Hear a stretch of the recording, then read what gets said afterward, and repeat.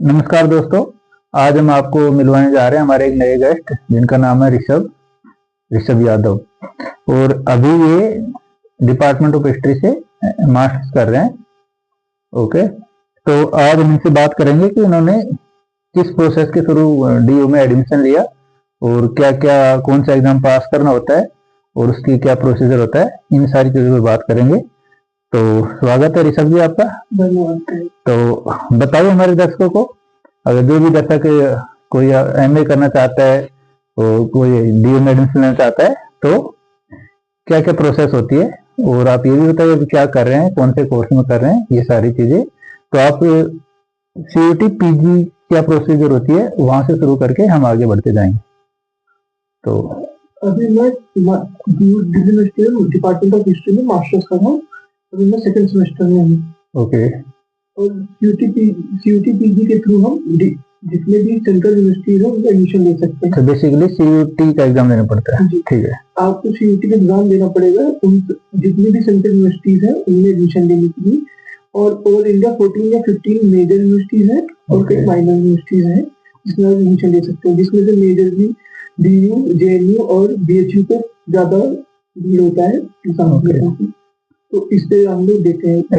एक क्वेश्चन है ऋषभ जी, आप बताइए ये जो सीयूटी पीजी है इसका फॉर्म कब निकलता है, कितनी फीस होती है, तो थोड़े दर्शकों को आइडिया लग जाए कि कब फॉर्म फिल करना है, कितने पैसे लगेंगे, इसके बारे में।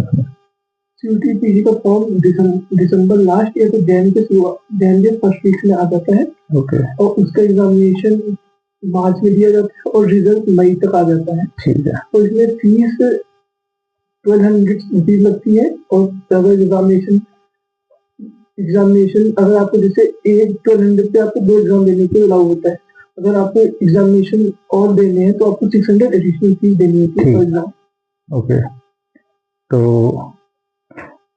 अगर आप आपने सीयूटी दिया, आपका ही पूछ लेते हैं, तो आपको कुछ स्कोर आया होगा, उसके बाद क्या प्रोसीजर एडमिशन लेने का, जैसे रिजल्ट के बाद और कॉलेज में एडमिशन लेने से पहले कुछ प्रोसीजर होता होगा, तो वो बताइए दर्शकों को। मैंने जैसे एडमिशन डीयू में लिया, उसके लिए हमें काउंसलिंग करानी पड़ती है। काउंसलिंग में डीयू में दो वे से आप एंट्री करते हैं।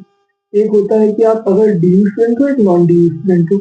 अगर आप डीयू स्टूडेंट हो तो आपकी कट ऑफ अप्रोक्स 30 से 40% कम जाएगी in comparison of non DU student. ठीक है, ओके। और काउंसलिंग में कितने राउंड्स होते हैं इनके? काउंसलिंग में हमारे डीयू में 3 राउंड होते हैं और डिपार्टमेंट ऑफ हिस्ट्री की कई जैसे जैसे सीटें बढ़ती जाती है वैसे वैसे राउंड आना बंद होते रहते हैं।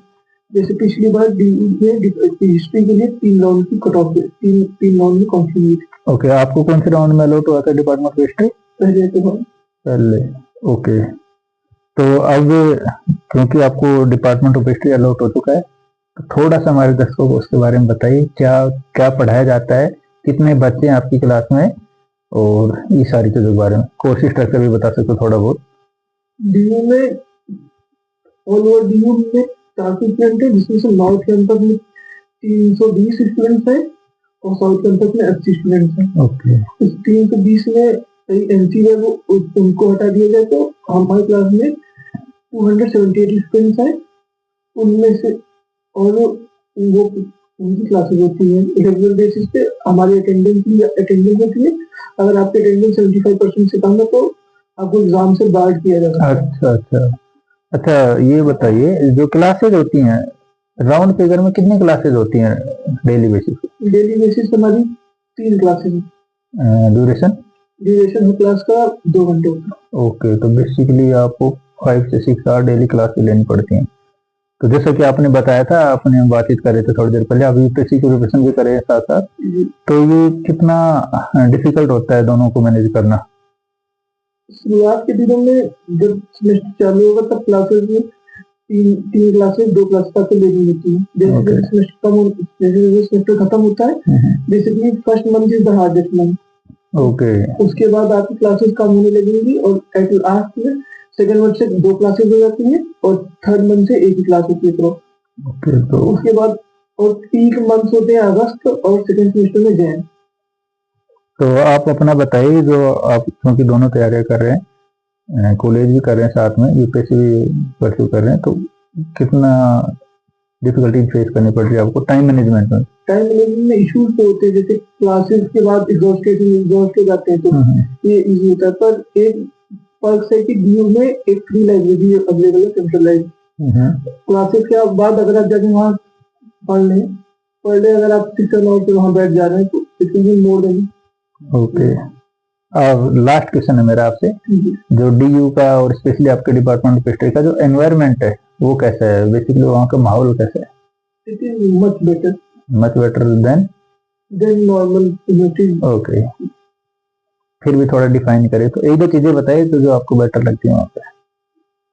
Teachers are very helpful and okay, and students are from good colleges like. चलो मैं थोड़ा प्रिसाइज हो जाता हूँ। एजुकेशन के अलावा माहौल पूछना चाह रहा हूँ मैं। एजुकेशन मतलब पढ़ाई तो होती है, उसके अलावा जो माहौल है वहाँ का। People are good. ओके, ठीक है। बाकी ऋषभ जी से बातें करते रहेंगे हम, और ऐसे ही आप हमारे चैनल पे बने रहें, ऐसे ही इंफॉर्मेटिव वीडियो आपके लिए लाते रहेंगे। और